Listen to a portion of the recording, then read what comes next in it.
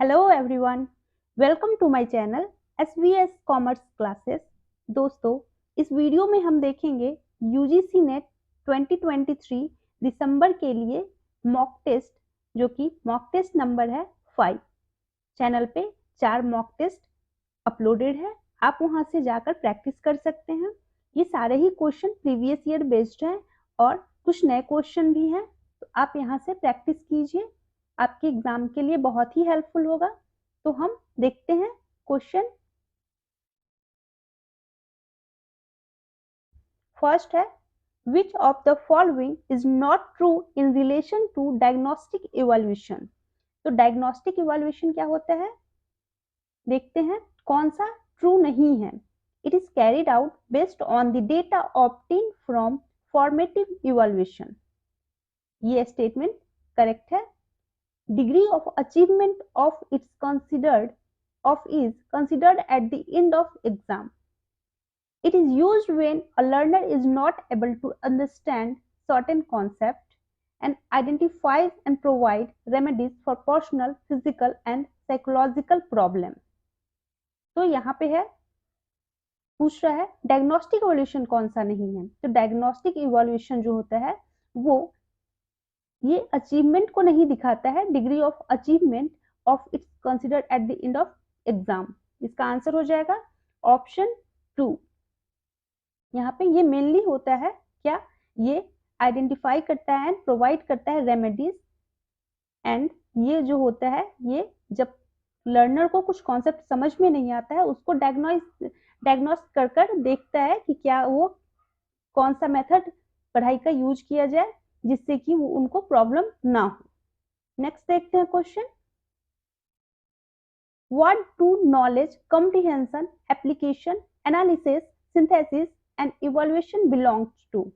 ये सारे जो है वो किससे बिलोंग करते हैं, तो आपको पता होगा ये affective domain, developmental stages, cognitive domain, psychomotor domain. तो ये किससे है, इसका आंसर क्या होगा ऑप्शन 3 कॉग्निटिव डोमेन। ये सारे ही कॉग्निशन से रिलेटेड है, कॉग्निटिव यानी कि मेंटल, तो ये माइंड से रिलेटेड है, कॉग्निटिव डोमेन में आ जाएगा ये सारे। नेक्स्ट देखते हैं third number question, which of the following features is included in the non-verbal communication। non-verbal communication her exam में एक दो क्वेश्चन नॉन वर्बल कम्युनिकेशन से जरूर होता है। क्या क्या होगा इसमें से, appearance, body language, sound, report, job description. तो जॉब डिस्क्रिप्शन वर्बल कम्युनिकेशन हो जाएगा क्योंकि वो डिस्क्रिप्शन है, रिटन हो सकता है ये। रिपोर्ट ये भी एक वर्बल कम्युनिकेशन हो जाएगा क्योंकि रिटन है। नॉन वर्बल का मतलब है रिटन नहीं होना चाहिए, बोलकर नहीं होना चाहिए। ये बॉडी लैंग्वेज को दिखाता है। अपीयरेंस, किसी का अपीयरेंस से क्या समझ में आता है, किसी का ड्रेस कोड हो गया, ये सब नॉन वर्बल में आता है। साउंड है, किस टाइप का साउंड से क्या पता चलता है, तो ये आंसर इसका क्या हो जाएगा, देखते हैं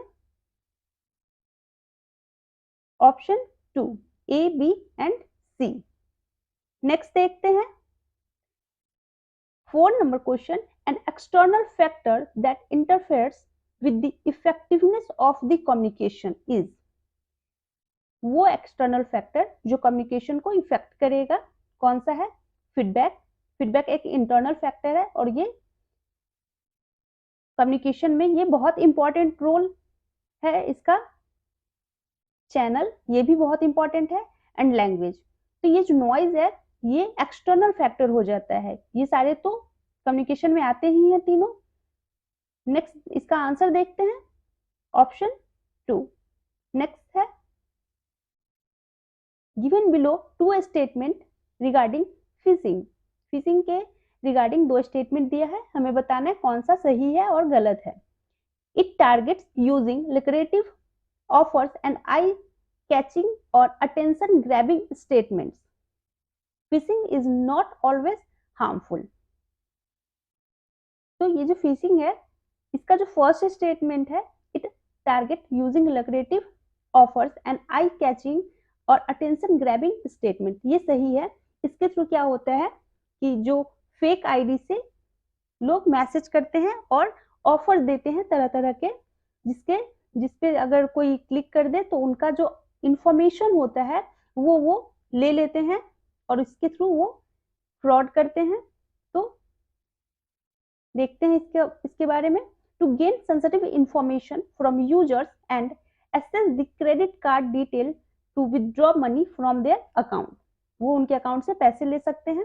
other than email and website phishing जो है और भी तरीके का होता है, जैसे कि विशिंग हो गया, वॉइस फिशिंग कहते हैं इसको, ये न्यू टर्म है। एंड स्मिशिंग, आपको पता होना चाहिए कि फिशिंग और स्मिशिंग में क्या अंतर है। ये ईमेल वगैरह के नेट के थ्रू होता है और ये स्मिशिंग जो है ये मैसेज के थ्रू होता है। And several other phishing techniques cyber criminals are constantly coming up with, मतलब तरह तरह के इस टाइप के टेक्निक्स के साथ ये साइबर क्रिमिनल्स जो है वो इसको यूज कर रहे हैं। नेक्स्ट देखते हैं हम, education for all was the motto of. Education for all ये किसका मोटो है? ये the national policy on education, option 3, ये 1964 का है। नेक्स्ट देखते हैं, given below are two statement, nitrification result in increase in effluent ammonia toxicity, and second statement क्या है? Denitrification reduces nitrate to nitrogen gas using bacteria.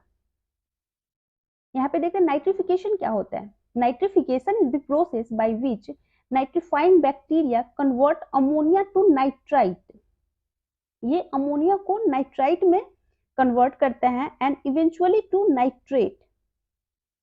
यहाँ पे ये बहुत इंपॉर्टेंट है, chemo autotrophic bacteria carry out the process. तो ये हो सकता है नेक्स्ट एग्जाम में पूछा जा सके कि ये कौन सा बैक्टीरिया ये जो प्रोसेस है इसको कैरी आउट करता है। तो ये हो जाएगा which is an aerobic process, ये एक एरोबिक प्रोसेस है, यानी कि यहाँ पे ऑक्सीजन होता है इस प्रोसेस में। Ammonia is the primary substrate in the nitrification process, तो यहाँ पे अमोनिया की टॉक्सिसिटी को बढ़ाने का काम नहीं होता है और घटाने का काम होता है। एंड डीनाइट्रिफिकेशन क्या है? इसी के अपोजिट प्रोसेस को बोलते हैं। Denitrification is the process of converting nitrate, यहाँ पे नाइट्रेट में कन्वर्ट हुआ है अब nitrate to nitrogen in the soil. Bacteria such as, यहाँ पे देखिए Pseudomonas and Clostridium and other carry out this activity। तो इसका जो स्टेटमेंट है फर्स्ट 4 होगा, फर्स्ट गलत है और सेकेंड स्टेटमेंट सही है। नेक्स्ट देखते हैं हम, given below are two statement, क्या है? In an inductive argument the conclusion does not necessarily follow the premise. Inductive argument में जरूरी नहीं है कि कंक्लूजन प्रीमाइस को फॉलो करे। And inductive argument is valid if truth of premise guarantees the truth of conclusion. नहीं, ये जो है ये डिडक्टिव आर्ग्यूमेंट का डेफिनेशन है। तो यहाँ इसका आंसर जो हो जाएगा option 3, statement 1 is true but statement 2 is false. Next देखते हैं हम, Which of the following is not an example of formative assessment? Formative assessment क्या है? ये assessment जो है ये during the class होती है, जैसे कि क्विजेस हो गया, कॉन्सेप्ट मैप हो गया, एप्लीकेशन कार्ड हो गया। सेमेस्टर एग्जाम्स जो होता है ये समेटिव होता है, मतलब 6 मंथ पे अगर हो रहा है सेमेस्टर एग्जाम तो ये समेटिव असेसमेंट का पार्ट हो जाएगा। ये ड्यूरिंग एग्जाम ड्यूरिंग क्लासेस नहीं होती है, ये बाद में होती है, सबसे लास्ट में। तो ये हो जाएगा ऑप्शन 2 आंसर। नेक्स्ट देखते हैं, the communication which happens outside the realm of interpersonal communication is called. Interpersonal communication से हटकर जो कम्युनिकेशन हो उसे क्या कहते हैं? इंटरपर्सनल कम्युनिकेशन, यहाँ तो पहले ही बता दिए हटकर होना चाहिए। Intrapersonal communication, mass communication and upward communication. तो यहाँ जो है इंटरपर्सनल यानी कि खुद से अपने मन में मतलब कम्युनिकेट करना खुद से, एंड अपवर्ड कम्युनिकेशन मतलब हायरार्की में अपवर्ड खुद से ऊपर लेवल पे कम्युनिकेट करना, एंड मास कम्युनिकेशन क्या है, ये सबसे हटकर है। इसका आंसर हो जाएगा ऑप्शन 3। नेक्स्ट देखते हैं, which of the following are the essential characteristics of the case study method? case study method का essential characteristics क्या क्या हो सकता है? हम यहाँ पे एलिमिनेशन मेथड यूज करेंगे, जैसे कि नेगेटिवली ओरिएंटेड। क्या केस स्टडी मेथड नेगेटिव होता है? नहीं। यहाँ से ऑप्शन ए हटा देंगे, यानी कि ऑप्शन 1 एंड ऑप्शन 4 यहाँ से हट जाएगा। नेक्स्ट देखते हैं,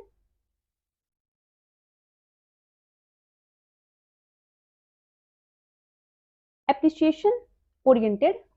ये एप्रिसिएशन ओरिएंटेड पार्टिकुलरिस्टिक, तो ये पार्टिकुलरिस्टिक होता है क्योंकि केस स्टडी जो होता है ये पार्टिकुलर किसी एक पर्सन का या एक सिचुएशन का केस स्टडी किया जाता है, तो ये तो हो जाएगा। एंड डिस्क्रिप्टिव, तो वो एक पार्टिकुलर टॉपिक को डिस्क्राइब करते हैं, इसलिए डिस्क्रिप्टिव भी होता है और ये इंडक्टिव भी होता है। तो इसका जो आंसर है ये होना चाहिए सी, डी एंड ई। नेक्स्ट देखते हैं, publishing real news after comparing it with the fake news to maintain a specific standard for information value is known as। क्या है? फेक न्यूज को कंपेयर कर जब एक स्टैंडर्ड मेंटेन कर एक इंफॉर्मेशन को, मतलब वैल्यू इंफॉर्मेशन को जब दिया जाता है, उस प्रोसेस को क्या बोलते हैं? ये जो होता है ये गेट कीपिंग का काम होता है। गेट कीपिंग का मतलब है कि वहां से जो भी इंफॉर्मेशन है, जो वैल्यूएबल इंफॉर्मेशन है, उसे पास करवाना। कंटेंट एडिटिंग नहीं होता है, ड्रॉइंग अटेंशन एंड रिमूविंग बायस नहीं, गेट कीपिंग कहते हैं इसे। देखिए आंसर हो जाएगा ऑप्शन 1। नेक्स्ट देखते हैं हम, contagious spreading of behavior through imitation is known as random effect, ripple effect, scripted effect and norm effect। तो ये क्या हो जाएगा? ये हो जाएगा ऑप्शन 2, रिपल इफेक्ट। क्या मतलब है इसका? A situation in which one event cause a series of other event to happen। Next देखते हैं, इस क्वेश्चन को हम सॉल्व करेंगे। तो यहाँ पे हम देखते हैं क्या है, Maria bought a scooter for ₹26,000। 26,000 की एक स्कूटर ली गई है। He sold it at loss of 10%, 10% के लॉस पे। तो इसका जो प्राइस हो जाएगा 90%, and with that money he bought another scooter and sold it at a profit of 20%। अब जो भी यहाँ से आएगा उसको 120 इतने प्रॉफिट पे बेच दिए। अब यहाँ से हमें कैलकुलेट करना है,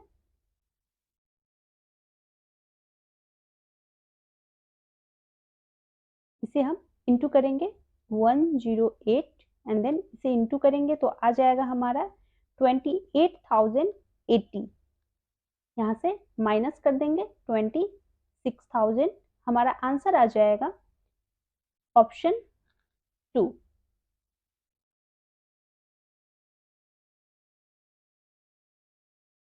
ऑप्शन 2 हमारा आंसर हो जाएगा, सॉरी ऑप्शन 3 हमारा आंसर हो जाएगा ये।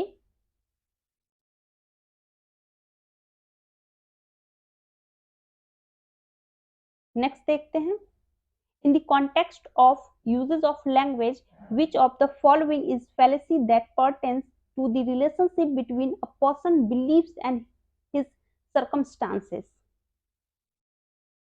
इसमें fallacy बताना है, इनफॉर्मल fallacy, जहां पे रिलेशनशिप जो है पर्सन का उसके बिलीफ एंड उसके सर्कमस्टांसेस पे डिपेंड करता है। तो आर्गुमेंटम एंड बैकुलम यानी कि फोर्सफुली, आर्गुमेंटम एंड होमिनियम यानी सर्कमस्टेंशियल यहाँ पे दिया हुआ है, इसी से पता चल रहा है इसका आंसर ऑप्शन 2 हो जाएगा। आर्गुमेंटम एंड इग्नोरटियम मतलब कि argument of ignorance and argumentum एंड वर्क्यूडियम अथॉरिटी। अगर किसी हायर अथॉरिटी या कोई ऑथराइज पर्सन अगर किसी बात को बोल रहा है, वहां पे कोई फैलेसी है या किसी चीज को किसी ने प्रूव नहीं किया है, वो फैलेसी है, तो इग्नोरेंस में आ जाएगा। एंड सर्कमस्टेंशियल, यहाँ पे सर्कमस्टांसेस के बेसिस पे या उसके पर्सन के बिलीफ के बेसिस पे, यहाँ पे मेनली ह्यूमन के बिहेवियर पे कमेंट किया जाता है, इसे ही कहते हैं। ऑप्शन हो जाएगा इसका आंसर 2। नेक्स्ट देखते हैं 16, all scientists are biased, all engineers are scientist, all engineers are biased. The above statement is an example of which type of inferences? तो कौन सा यहाँ पे इन्फ्लुएंस हो जाएगा? इस क्वेश्चन में कुछ एम्बिग्यूटी है, आप इसे देख लें। नेक्स्ट हम देखते हैं the term blog is use to, blog किस लिए यूज किया जाता है? पब्लिश थॉट्स और ideas on a web page, publish backup document on a web page, publish word document on a web page, publish backup logs on a web page. तो ये जो है ब्लॉग क्यों करते हैं, देखते हैं आजकल ब्लॉगिंग होती है बहुत। तो ब्लॉगिंग का मतलब है कि अपने थॉट को और अपने आइडियाज को वेब पेज पे डालना। नेक्स्ट देखते हैं ऑप्शन 1 आंसर हो जाएगा। Next, given below two statement, an operating system controls peripheral and allocate memory and processor time। ये स्टेटमेंट करेक्ट है। An operating system provide internet access, operating system जो है वो इंटरनेट एक्सेस नहीं प्रोवाइड करती है, तो इसका आंसर क्या हो जाएगा? Option 3, statement 1 is true but statement 2 is false. Next देखते हैं which one among the following diseases is not caused due to exposure of ultraviolet radiation? कौन सी डिजीज है जो अल्ट्रावायलेट रेडिएशन की वजह से नहीं होती है? तो bronchitis, melanoma, ocular damage and asthma. तो ये हो जाएगा इसका आंसर ऑप्शन 1 ब्रोंकाइटिस। ये बैक्टीरिया से होने वाली बीमारी है, तो ये रेडिएशन से नहीं होती है। नेक्स्ट देखते हैं in which of the following ancient Indian universities the culture and civilization of Tibet was built mainly through the writings of the scholars? Nalanda, Vikramashila, Jagaddala, Mithila. तो ये क्या है, यहाँ पे तिब्बतियन की मतलब पूछा गया है कि cultural and civilization of Tibet was built mainly through writings of the scholar। तो देखते हैं इसका आंसर ऑप्शन 2, इसके बारे में थोड़ा पढ़ते हैं। विक्रमशिला ये किसके द्वारा फाउंड किया गया था? ये बाय किंग धर्मपाला, बहुत इंपॉर्टेंट है। 8th सेंचुरी में ये पाया गया था। was former center of international learning for more than 4 centuries। it was one of the most important center of Buddhist learning in India। Mainly यहाँ पे thought Tibetan source specially in the writing of Taranatha the Tibetan monk historian 16 to 17 century. यहाँ पे mainly क्या क्या important है? 6 college थे पहले यहाँ। University has 6 college each with a staff of standard strength of 108 teachers and central hall. उस hall को क्या कहते थे? हाउस ऑफ साइंस, बहुत इंपॉर्टेंट है। विथ इट्स 6 गेट, यहाँ पे 6 गेट भी था, तो 6 college 6 gate and 108 teachers. This university was known for tantra, mainly Vikramshila जो है वो तंत्र के लिए जाना जाता था। एंड यहाँ पे जो one of the most popular graduates जो है वो है आसिता दीपांकरा। ये बहुत इंपॉर्टेंट है, इसे आप नोट डाउन कर ले। The founder of Sharma tradition of Tibetan Buddhism, बहुत इंपॉर्टेंट है, देख ले अच्छे से इसे। नेक्स्ट है which one of the following institution were established as a consequences to the closure of inter-university board brought in for cooperation among the university in the field of education and allied area? Association of Central University, University Grant Commission, IIAS Simla and Association of Indian University। ये यहाँ पे गलत है, ये हो जाएगा इसका answer option 4। Option 4 इसका आंसर हो जाएगा, association of Indian university. Next देखते हैं, which one of the following form a necessary component of conventional education system in India. Conventional education system का कौन सा कंपोनेंट मतलब नेसेसरी है? यहाँ पे क्या है, learning from books, learning from teacher, learning from thinking, learning thought, learning through instructional material. तो ये हो जाएगा लर्निंग फ्रॉम टीचर्स, इसका आंसर हो जाएगा ऑप्शन 2। बाकी नॉन कन्वेंशनल में क्या है, बुक से खुद भी पढ़ लेते हैं, थिंकिंग के थ्रू एंड मतलब मटेरियल है इंस्ट्रक्शन मटेरियल के थ्रू, तो ये नॉन कन्वेंशनल में आ जाएगा। कन्वेंशनल में टीचर पढ़ाते हैं। Next, achievement test are commonly used for the purpose of. Achievement test किस लिए यूज किया जाता है? Achievement test selecting candidate for a specific job, selecting candidate for a courses, identify strength and weakness of learner. यहाँ पे क्या achievement test है, assessing the amount of learning after teaching, मतलब अचीव किया, क्या अचीव किया है, तो यहाँ पे देखना है कि वो आफ्टर लर्निंग वो उनको असेस करना, अमाउंट ऑफ लर्निंग मतलब कितना लर्निंग उन्होंने किया है, तो इसका आंसर हो जाएगा ऑप्शन 4। नेक्स्ट देखते हैं, a hacker usually uses a proxy server. Why? Proxy server क्यों यूज करते हैं hackers? To create a duplicate server on the network, to create a strong connection with the target, to obtain a remote access connection, to hide malicious activity on the network। तो ये हो जाएगा proxy मतलब duplicate server on the network. वो duplicate server misguide करने के लिए use करते हैं जो हैकर्स होते हैं, जिससे उन्हें कोई पकड़ ना सके। तो इसका आंसर हो जाएगा ऑप्शन 1। नेक्स्ट देखते हैं, Which of the following are audio file format? हमेशा ऐसा क्वेश्चन आता है ऑडियो फाइल फॉर्मेट। यहाँ पे देखिए ऑडियो फाइल फॉर्मेट क्या है, WAV and AAC dot AAC, ये हो जाएगा option 1 A and B। Next देखते हैं, parrot have green colour, this statement is an a perception, a inferences, comparison and implication. Perception मतलब प्रत्यक्ष, इन्फ्रेंसेस अनुमाना, कंपैरिजन एंड उपमान एंड इम्प्लीकेशन अर्थापत्ति। अर्थापत्ति का मतलब होता है, अगर जैसे इसका एग्जांपल है कि कोई दिन में कोई मोटा है पर दिन में नहीं खाता, तो हम कह सकते हैं वो रात में खाता होगा। कंपैरिजन कर रहे हैं, किसी चीज को हमने देखा है और बाद में कहीं उसी के सिमिलर कोई कुछ को देख रहे हैं, तो कह सकते हैं ये उसके जैसा है, चांद सा रोशन चेहरा, ऐसा कुछ इसका एग्जाम्पल हो सकता है। इन्फ्रेंसेस जब हम अनुमान लगाते हैं, अपने अनुमान के बेसिस पे, इन्फ्रेंस के बेसिस पे जब हम बताते हैं कि ये यही है। परसेप्शन मतलब प्रत्यक्ष, जो जैसा है उसको हम अपने आंख के थ्रू और भी मतलब अपनी जानकारी में ही उसे बताते हैं। जैसे पैरट हैव ग्रीन कलर, इसका आंसर हो जाएगा ऑप्शन 1। वो है सामने से हमने देखा है कि पैरट जो है वो ग्रीन कलर का होता है, ये एक परसेप्शन है। नेक्स्ट देखते हैं, who propose the theory of meaningful verbal learning. ये मीनिंगफुल वर्बल लर्निंग की थ्योरी किसने दी थी? डेविड ऑसबेल ने।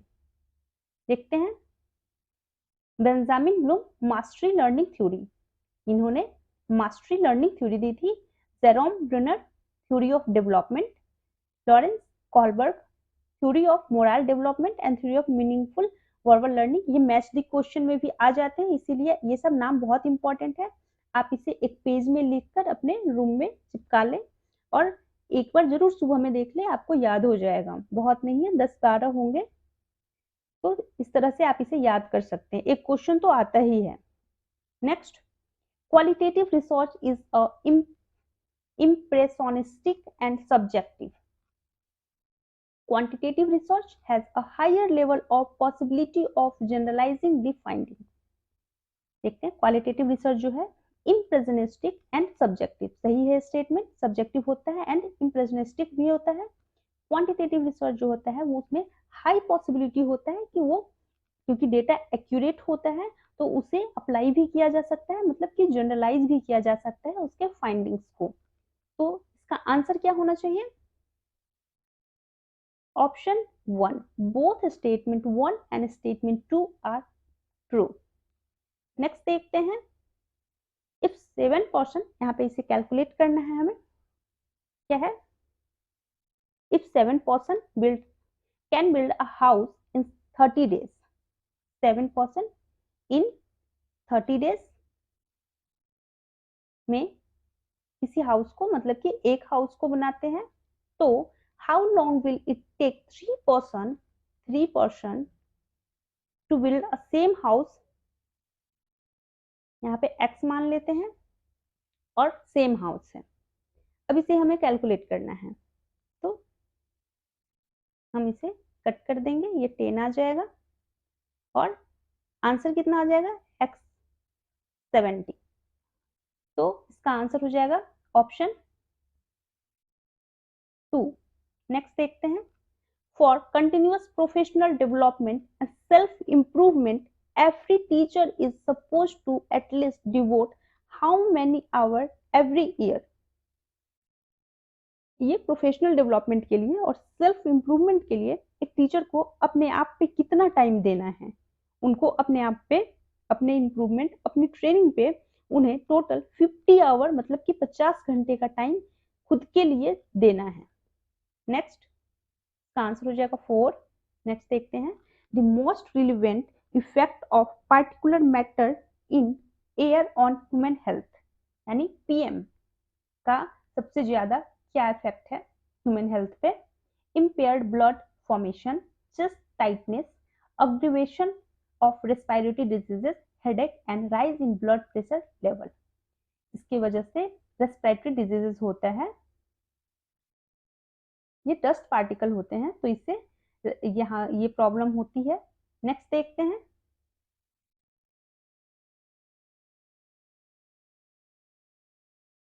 यहाँ पे क्या बोल रहा है? पहले a man walk 400 metre 400 north, तो यहाँ पे 400 north, then he took a left turn लिया, कितना? 600। He again take left turn and walk 400 metre. Again अगर वो लेफ्ट लेता है तो वो यहाँ पे आएगा। How far in which direction he is from his original position, इसका जो ओरिजिनल पोजिशन है वो है ये, और वो है यहाँ पे, तो ये कहाँ पे हो जाएगा अपने ओरिजिनल पोजिशन से? 600 मीटर वेस्ट, इसका आंसर हो जाएगा। नेक्स्ट देखते हैं, what is a bit rate? Bit rate क्या है? Number of bit stored in a computer, number of bits per second that can transmitted over a network, number of bits per hour stored in a computer over a network, binary digit converted to hexadecimal number। ये हो जाएगा number of bits per second that can be transmitted over a network। Option 2। Next देखते हैं, sick building syndrome, SBS is a condition। Sick building syndrome क्या है? When buildings are very old and about to collapse, of human health due to indoor pollution, of fear due to deserted building, of building devoid of any modern amenities। ये है human health, ये जो human health पे असर होता है indoor air pollution की वजह से, इसी को कहते हैं सिक बिल्डिंग सिंड्रोम। ऑप्शन 2 हो जाएगा आंसर। नेक्स्ट देखते हैं हम, the prominent women scholar reported during the वैदिक पीरियड। वैदिक पीरियड में प्रोमिनेंट वुमेन स्कॉलर कौन कौन थी? गार्गी थी, मैत्रेयी, विशंबरा एंड अपाला। आंसर हो जाएगा हमारा ऑप्शन 3, 1, 2, 4 एंड 5। नेक्स्ट देखते हैं, विच of the following form part of criteria for assessment of higher education institution as laid down by National Assessment and Accreditation Council, NAC। क्या है, क्राइटेरिया क्या है जिसपे वो असेसमेंट, अपना असेसमेंट एंड एक्रेडिटेशन करते हैं, सर्कुलर करिकुलर एस्पेक्ट। यहाँ पे देखते हैं टोटल 7 एस्पेक्ट्स है, यहाँ पे दिया हुआ है curricular aspects, teaching learning evolution, research innovation and extension, infrastructure and learning resources, student support and progression, governance, leadership, management, institutional value and best practices. यहाँ पर देख लीजिए कौन सा आंसर हो जाएगा, 1, 2 एंड 4। बहुत इंपॉर्टेंट है, देख लेते हैं। Next, in the context of skill based vocational education and SQF, competency level 8 is equivalent to, competency level जो है उसमें 8 लेवल पे कौन सी डिग्री होती है, under graduate, honours degree, master post graduate degree, advance diploma and doctorate. यहाँ पे हम देखते हैं टोटल 10 होता है लेवल, 10 में क्या है, डॉक्टरेट होता है। अब देख सकते हैं 9 और 8, तो 9 में पोस्ट ग्रेजुएट एंड 8 में अंडर ग्रेजुएट ऑनर्स डिग्री दी जाती है। यहाँ पे आंसर, सॉरी 8 पे अंडर ग्रेजुएट नहीं, master degree, post graduate degree दी जाती है, और 9th पे मास्टर डिग्री एंड 10 पे डॉक्टरल। तो इसका आंसर हो जाएगा ऑप्शन 2। नेक्स्ट देखते हैं, कंप्लीट दिस सीरीज। यहाँ पे सीरीज को कंप्लीट करना है। यहाँ पे क्या दिया हुआ है, 2, 5, 9, 19 एंड 37।